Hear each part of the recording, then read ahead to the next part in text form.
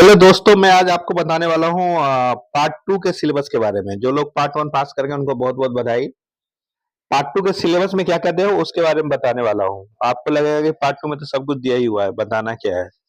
Actually किसी भी syllabus में ये जानना बहुत जरूरी होता है कि किस बुक को ज्यादा पढ़ना है, किस बुक को कम पढ़ना है, किस एलिमेंट पे ज्यादा ध्यान देना है, किस पे कम ध्यान देना है। बस मैं वही डिस्कस करने वाला हूँ। जैसे हम देखेंगे इसमें पेपर सिक्स जो आपका है पेपर सिक्स जो आपका है पेपर सिक्स जो आपका है सर्विस रेगुलेशंस प्रैक्टिकल, मतलब विथ बुक होगा। ये विथ बुक मतलब हो गया कि कोई क्वेश्चन आ रहा है तो वो किस बुक के किस रूल या किस पैरा के तहत है, वो आपको बताना पड़ेगा। इसलिए थ्रू आउट पढ़ना बहुत जरूरी है। अगर बहुत सारे बुक है ना, सो मेनी बुक्स, तो इसमें कौन कौन सा बुक पे ज्यादा ध्यान देना है हम इसमें देखेंगे। हम जैसे कि सेक्शन वन है जिसका 40% वेटेज है।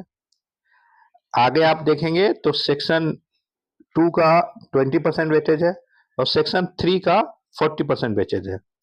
तो पहले हम दिमाग में ये लगा ले कि 45 में पास है, तो सेक्शन वन और सेक्शन थ्री इस पे हम ज्यादा ध्यान देंगे ताकि हमको पास करने लायक मार्क्स आ जाए। सेक्शन टू पे भी ध्यान देंगे हम, लेकिन उस पर थोड़ा कम देंगे। अभी हम देखेंगे कि जैसे सेक्शन वन है पे अलाउंसेस सिविल, ये सभी सर्विस रेगुलेशन है ना, तो पे अलाउंसेस सिविल के बारे में है और पे अलाउंसेस आर्मी के बारे में है। तो पहला पार्ट है पे अलाउंसेस सिविल। इसमें जीएफआर तो हर चीज में जरूरत है, इसलिए जीएफआर आपको पढ़ना ही पड़ेगा। फिर सेकेंड है आपको fundamental rules and supplementary rules, FRSR में जो पार्ट वन है जनरल रूल्स का, ये आपको पढ़ना पड़ेगा। थ्री जो है सीसीएस लीव रूल, ये आपको पढ़ना पड़ेगा। आपको मेडिकल अटेंडेंस सीजीएस रूल पढ़ना पड़ेगा। चिल्ड्रन एजुकेशन में ज्यादा नहीं है। हाउस बिल्डिंग में जो क्वेश्चन आते हैं ना, रिपीटेड क्वेश्चन आते हैं, एक दो क्वेश्चन ही है हाउस बिल्डिंग के, उसके रिपीटेड क्वेश्चन आते हैं, आप उसको देख सकते हैं।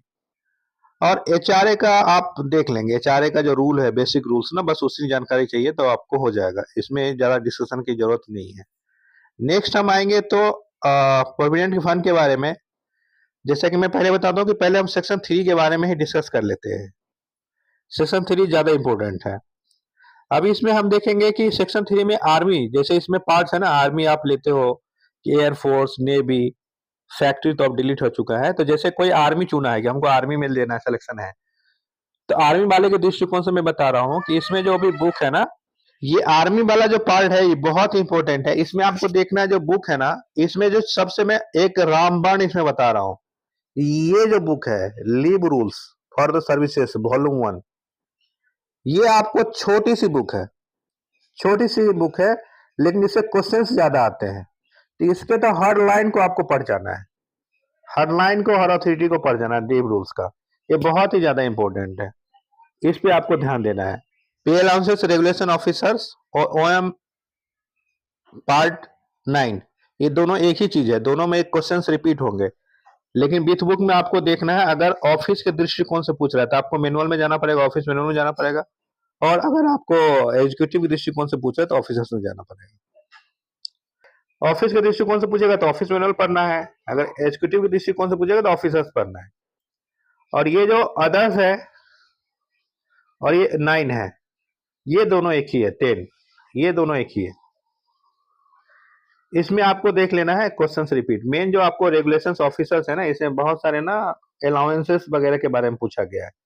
ये ऑफिसर्स वाले का ना अलाउंसेस वगैरह के बारे में पूछा गया, तो अलाउंसेस वगैरह आप देख लेते हैं। पैरासूट अलाउंसेस होता है और क्या क्या अलाउंसेस होता है, उसके बारे में जानकारी ले लेते हैं, तो आपको ये अच्छा कवर करता है। ये दोनों आपको कवर कर लेगा, बहुत अच्छा रहेगा ये। और इसी तरह एयरफोर्स नेवी वाले का भी हो सकता है, क्योंकि मैं आर्मी वाले दिया था तो आई हैव आर्मी वाला आइडिया। तो हम आते हैं टू पे, सेक्शन टू पे। सेक्शन टू में जो है आपको जनरल प्रोविडेंट के बारे में पढ़ लेना है, सीसीएस पेंशन रूल पढ़ लेना है, और आपको इसमें से पेंशन रेगुलेशन 1-2 पढ़ लेना है, और ये न्यू पेंशन स्कीम देख लेना है। ये 4 बुक देखना है, 20% इसका ध्यान देना है। अब आपको आते हैं पेपर 7 पे। पेपर 7 में जो है आपको सेक्शन 2 है, सेक्शन 1 और सेक्शन 2, दोनों 50-50% का है। तो या तो आप दोनों तैयारी कर सकते हैं या किसी एक पार्ट पे ज्यादा ध्यान दे सकते हैं। एक पार्ट पे ज़्यादा ध्यान देंगे, 50% जो आपका जो ईज़ी लगता है उस पे ज़्यादा ध्यान देंगे, तो आप उसको कर सकते हैं। अब इसमें देखिए बहुत ही इंटरेस्टेड है, जो वर्क्स अकाउंट है, इसमें जो एमएस रेगुलेशन है, ये जो सबसे छोटा बुक इसमें जो है अपना, इसमें एक छोटा टूल है DWP, ये DWP है। इसमें जो बातें दी हुई है वो ही एमएस रेगुलेशन में दी हुई है, वो से थोड़ा बड़ा बुक है, ये रिपीटेशन है। अब ये दोनों जो बातें दी हुई है वही यूए मैनुअल में दिया हुआ है, वही OM 8 में दिया हुआ है। इसमें सबसे इंटरेस्टिंग बातें क्या है कि ये सारी चीजें एक दूसरे का रिपीटेशन है, सिर्फ आपको अथॉरिटी पकड़ना है किस बुक से आएगा। अब जैसे ऑफिस मैनुअल पार्ट 8 है, ये क्या है, अगर ऑफिस के दृष्टिकोण से पूछेगा E8, अगर आपको मेन ऑफिस में, ये मेन ऑफिस का यूज होता है, ये जो OM 8 है ना मेन ऑफिस में यूज होता है, अगर मेन ऑफिस के दृष्टिकोण से पूछ रहा है तो हम OM 8 का देंगे उनका ऑथोरिटी। अगर AOG ऑफिस के दृष्टिकोण से पूछ रहा है तो हम यूए मैनुअल का ऑथोरिटी देंगे, वही चीज है, सेम चीज। लेकिन अगर AOG ऑफिस के दृष्टिकोण से पूछ रहा है तो हम यूए मैनुअल देंगे ऑथोरिटी। अगर ऑफिस के दृष्टिकोण से पूछा है तो OM पार्ट 8 देंगे। अगर एग्जीक्यूटिव के दृष्टिकोण से कोई रूल रेगुलेशन पूछ रहा है तो वो एमएस रेगुलेशन से हम देंगे, और ये डिफेंस वर्क प्रोसीड्योर है। और ऐसे भी आप लोग ऑप्शन आएंगे ना, तो ऑप्शन में रिपीटेशन वाला नहीं रहेगा, किसी एक बुक का एक ही रूल रहेगा जो मिलता जुलता रहेगा, तो वो आपको देना है। अभी आपको इसमें बुक पढ़ना है, आपको MS regulation, DWP, UA manual, OM part 8, ये ज्यादा ध्यान देना है। इसके साथ ही आप ना ये general condition of contract, GCC, general condition of contract में कुछ कंडीशंस है जो बार बार रिपीट होते हैं, कुछ कंडीशंस हैं जो पिछले साल क्वेश्चंस कुछ रिपीट हुए हैं, वो आप देख लेंगे तो आपको इजी रहेगा ये बनाने में। 2 में आएंगे हम ना, ये स्टोर अकाउंटिंग इंस्ट्रक्शंस, और ये आलम है, और ये DSR है, 3 बुक है। ये भी आपको जो देखना है, हम लोगों में जो था DSR के कुछ चैप्टर ही पढ़ना था। पहले जो क्वेश्चन आता था ना उसमें DSR का कुछ चैप्टर ही पढ़ना था, तो छोटा बुक होता था, DSR का कुछ चैप्टर ही पढ़ना था, कुछ क्वेश्चन उनसे आ जाते थे।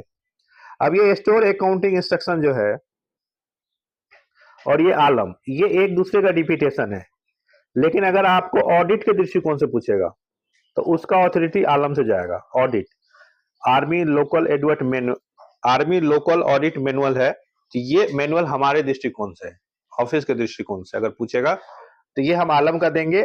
अभी हम देखेंगे पेपर 8 के बारे में, जो है IFA system with element of law, IFA integrated financial adviser.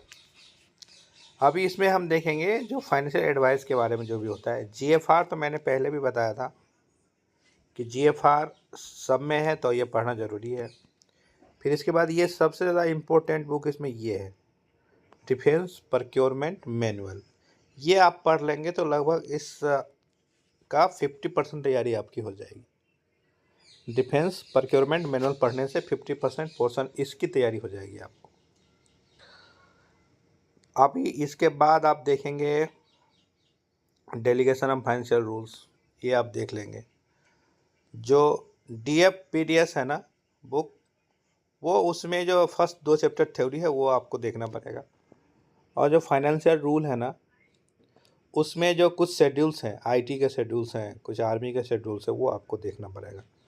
ये इनको टर्म्स जो है आपको ये इसी में DPM में ही मिल जाएगा लास्ट में। इनको टर्म्स होता है जो विदेश से, फॉरेन से जो आता है सामान देश में, तो उसके कुछ टर्म्स एंड कंडीशंस होते हैं, वही इनको टर्म्स में उसमें डिस्कशन हो रहा है, वो आपको उससे पता चल जाएगा।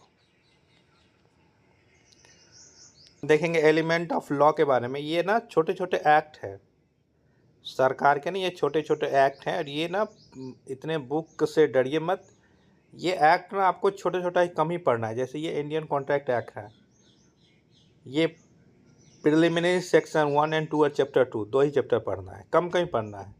आर्बिट्रेशन एक्ट है, ये आपको पढ़ना है। नेगोशिएशन एक्ट है, ये बैंक में जो होता है, नेगोशिएबल इंस्ट्रूमेंट एक्ट, मतलब चेक जो होता है उसके बारे में पढ़ना है।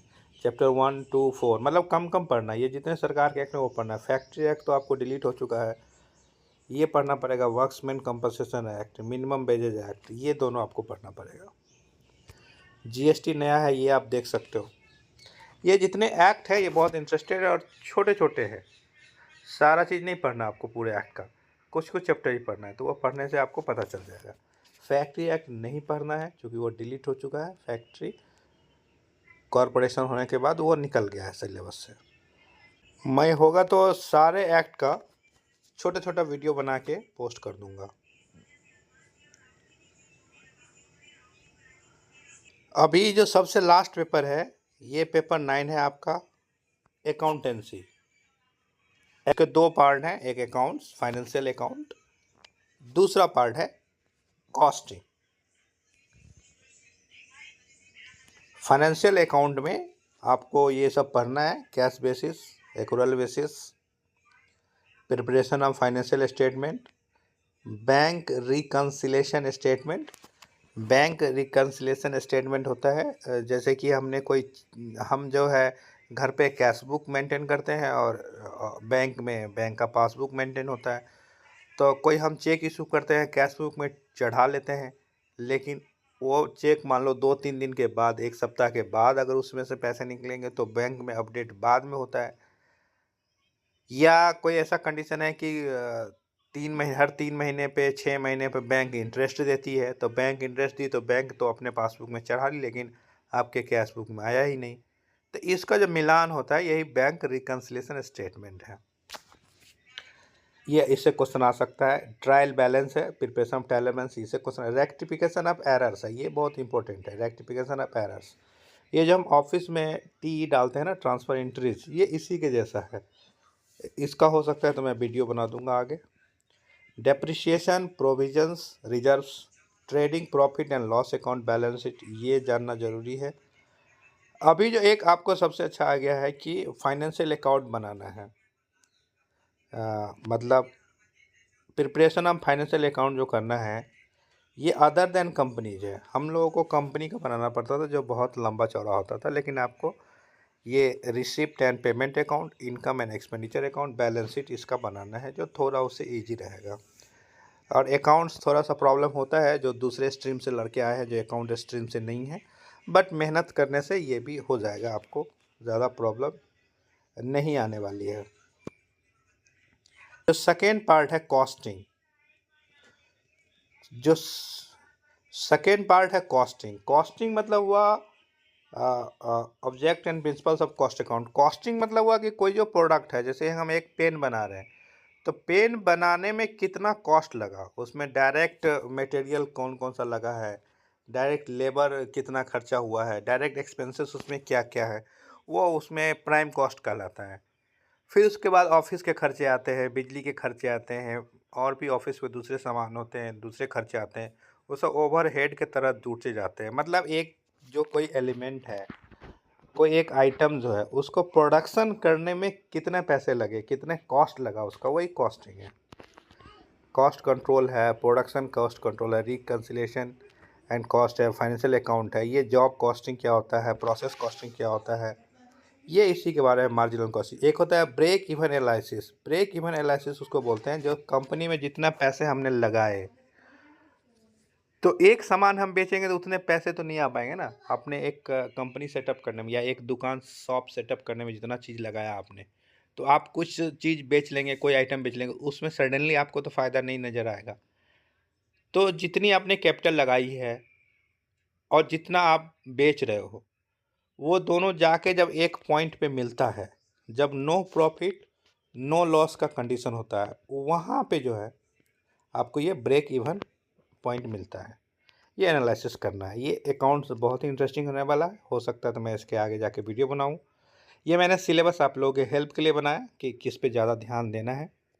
ऐसे तो आप लोग ज़्यादा समझदार हैं, आप लोग खुद तैयारी कर ही रहे होंगे। आप कमेंट में बता सकते हैं मुझे कि मुझे किस किस विषय पे वीडियो बनाना चाहिए, ताकि आपको हेल्प हो सके। Thank you.